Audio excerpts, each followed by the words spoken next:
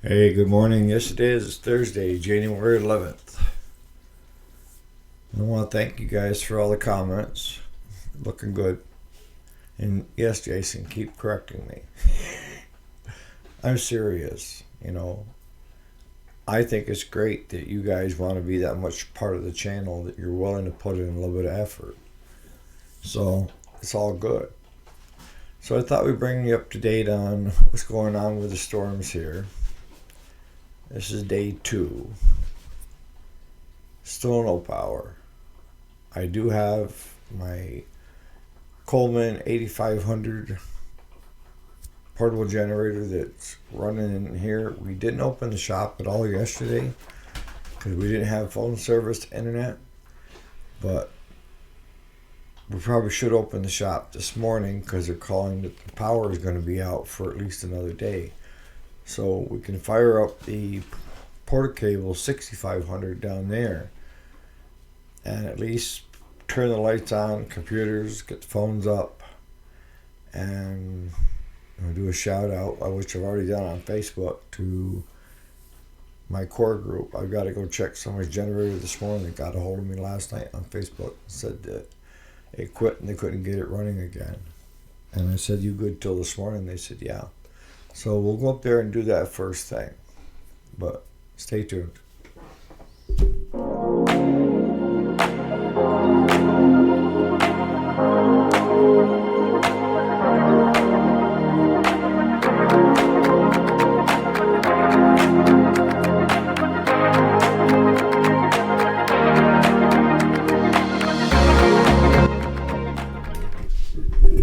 All right, so check with the National Grid for our area, and it still says that just in this pocket, there's 635 that don't have power.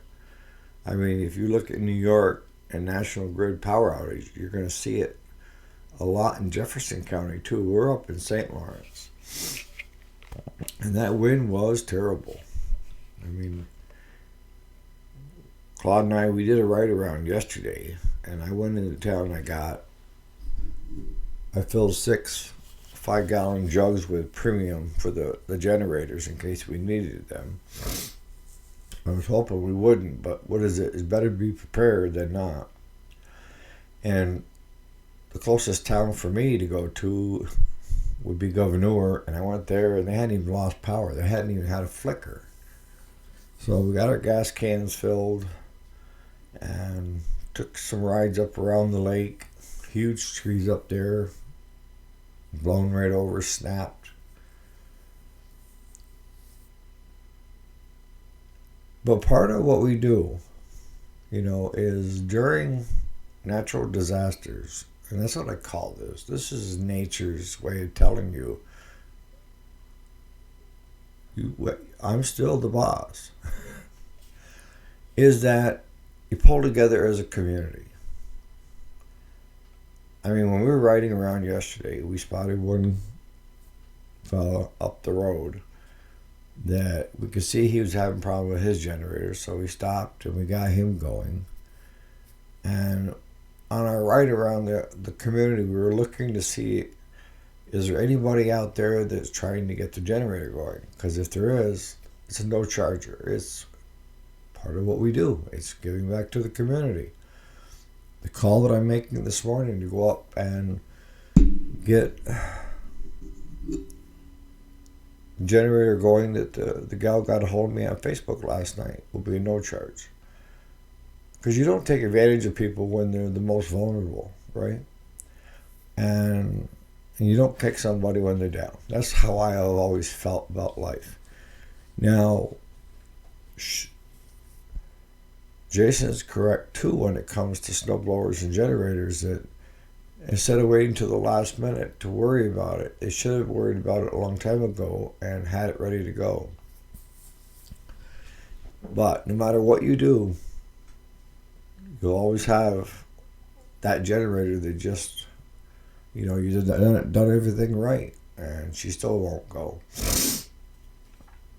I do have 2 spare generators that are in my garage that we use, one as a basically a portable power plant if we have to weld out in the field and stuff. So I made it clear, anybody that doesn't have a generator that would like a generator, that I would lend mine out. And the only thing is that they would have to buy the fuel, you know. But I would bring it in, set it up, and I'm curious to know more about it, Jason, since you were a Generac installer, of the process that you had to go through when it came to installing a portable generator to a system. Because a lot of people forget things, you know. Up here in the north, when I say north,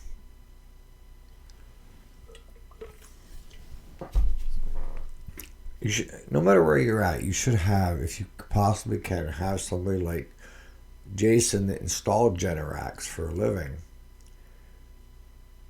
come in and set up a system for you so that when you need that generator, you can just simply follow a procedure that is in place and get that generator going and do a few things the correct way.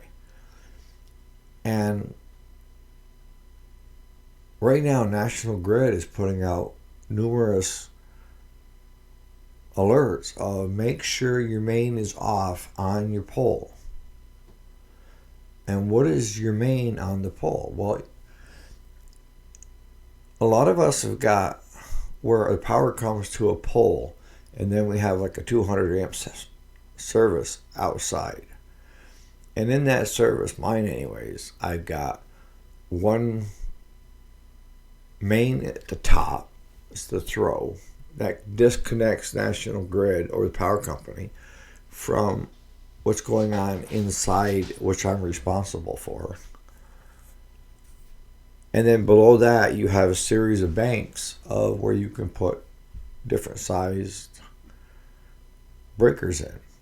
Anything from 10 amp, 20 amp, 30 amp. And the way my system is set up is I have the main up here, but then I have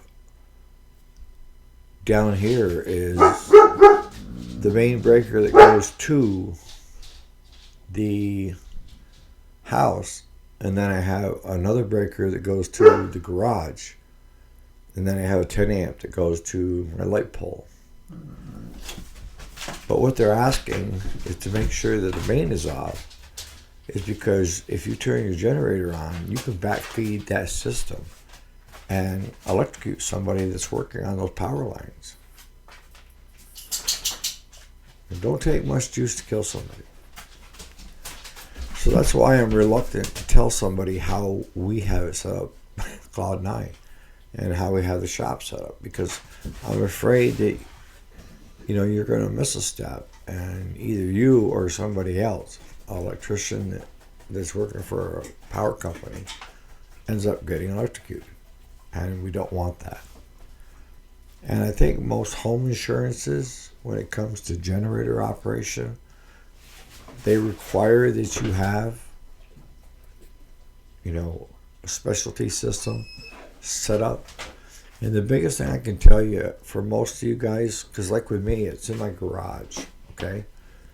That's where it stays year after year after year, back of the garage. And that's where I tie into the power from the generator to the main system is in the garage. And what I have in my garage is I have a breaker, another box inside with a breaker that is just for that generator, okay? And we always leave that in the off position. I always leave to have a male end for the 220 coming out of my generator. I leave that unplugged all the time. And I also have the plug outlet off, because it's got on and off. And what we have to do is we first fire up the generator, let it warm up. Okay? And then I go out and I throw the main. so that no power can come in from the power company and no power can go out towards the lines that they could be working on. Because they're testing the line, no power, all of a sudden somebody fires up the generator and puts power across that.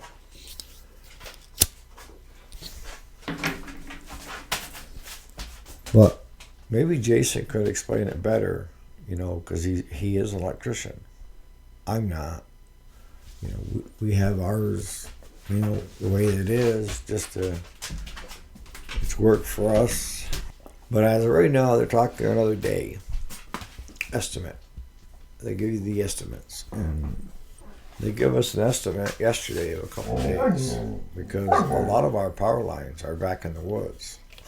So you got crews that National Grid has paid to come in from all over the United States. I'm seeing all these different trucks and names on truck and trailers, and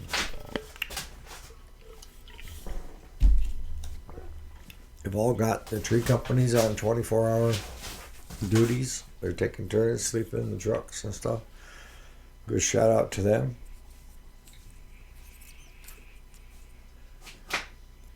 But as of this morning, as of like 15 minutes ago, I checked, see in our area, when is power scheduled to come on. They're saying hopefully by 11:30 p.m. tonight.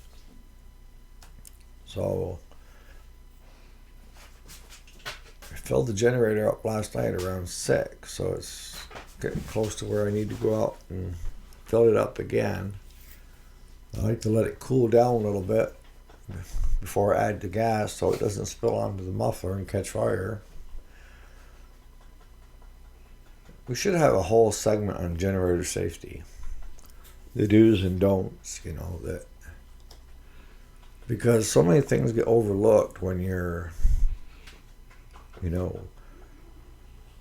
like most people wouldn't think about filling the fuel tank while it's running, and that's not good to do. The other thing is a well-ventilated area. You can get carbon monoxide. That can kill you if you don't have, with me, I open my garage door and then I open up the big overhead door about halfway so fresh air can flow in. And I leave it like that while the generator is running. When I go out to add fuel, I open the garage door the rest of the way and let it air out for a few minutes while it's cooling off. And then check the oil, add another 5-6 gallons of fuel, and off she goes again. Next, we talk about yesterday's video on, the tools and stuff that I have and why I have it. And it kind of made me chuckle in a way, but I lost a subscriber by watching it. Can't be they like their Fords or John Deere's. Look, just because it works for me, I got friends that are true blue Dodge, true blue Chevy, they like to make Ford jokes about, fix and repair on the side of the road and a bunch of other stuff. All I can tell you is what's worked for me. And what I asked in reciprocal was, what's worked for you? Because you might be a Chevrolet Dodge, and you've had super, super luck with them. Give them a shout out. I like the DeWalt, the 20 volts, and Jason was saying about some of the other different ones that are out there to look at, and I will.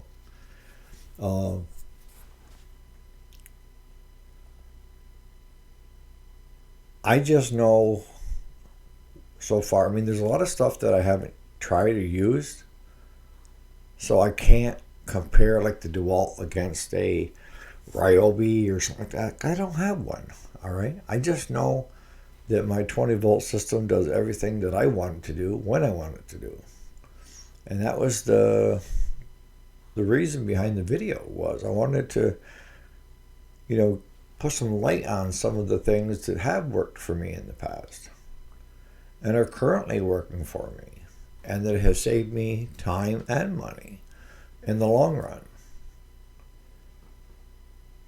So if I say something that pisses you off, don't quit, don't leave. Tell me. Like I say in almost all my videos, I'm a big boy. I can take it. If you don't like certain things in the video, speak up. Doesn't mean that I'm going to change my view, but if you know me, I come into any conversation with anybody that I know as a learning lesson, okay? I'm always looking to learn, to gain knowledge, to gain wisdom.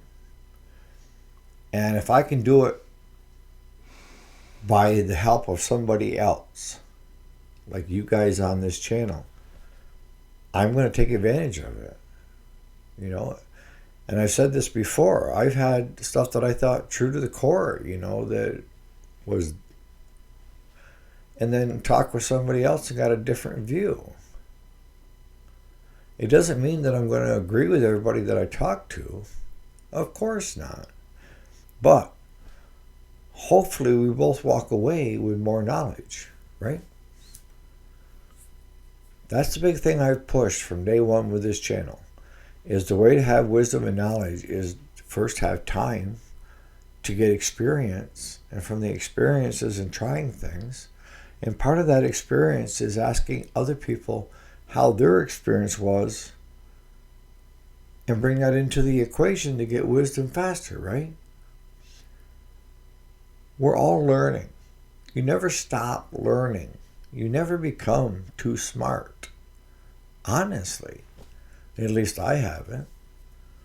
I have so much to learn and so much I want to learn.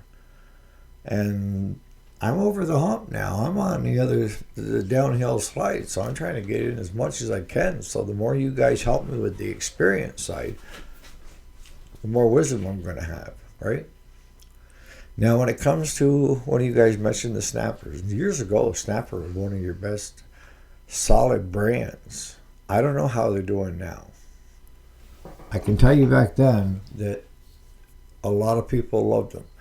And up in this area, we had a lot of the rear engine mount snappers.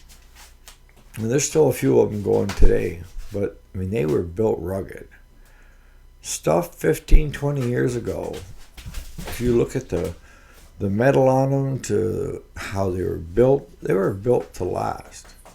You look at your newer ones, and they're light tin frame. Most of them have got either a plastic or a fiberglass body, hood that breaks easy. The quality's not there. But what they found is, excuse me, is the consumer is the one that drives the market. And the consumer wanted cheaper, lighter, sleeker. So that's what the manufacturers looked towards was, if they want it cheaper with little to no maintenance throwaway, we'll make it for them. And as long as people continue to buy the throwaways over the good stuff, it just impresses the manufacturers more to keep continuing what they're doing when it comes to production. So I'm going to start wrapping this up. I got to go out and fill the generator here before too long. I'm waiting for the lights to start flickering. And if I get a chance today, I'll get the GoPro out and I'll show you some of the damage in the area that we're going to be traveling. The trees just snapped, and like what I call camp is a house that I built back in the mid-90s that's just used for storage now. I see the roof on that got peeled up. I've got insurance on it, but Claude and I may just go up there with screw guns and just screw it back down so that it keeps the water out. And I'll try to get better content for you guys in the morning, but I'm kind of frazzled from running all over the place here, trying to figure out what to do next. Like yesterday, we had the shop closed. Today, we're going to have the shop open, but we're going to try to also take care of some generators this morning. Give a shout out that we're open today, even though there's no power on the grid yet. And when it comes to running a business in a community, you have to be willing to give back to that community. And as I said earlier, we're looking for people that are having problems with the generators, on the motor side, the engine side, where we can help. And nobody's being billed yesterday or today. I'm just going to have to write it off as a good thing to do, right? The right thing to do. So on that note, you guys leave in the comments and stuff, that if you have an issue with certain content that's in the video, speak up. I don't know. I don't want you to go away mad. Please don't. I'd rather have you stay and let's work it out. On that note, you guys have a great Thursday. And hopefully I can put together some decent content today of out on Stormwatch, day 2. All right, you guys have a great day.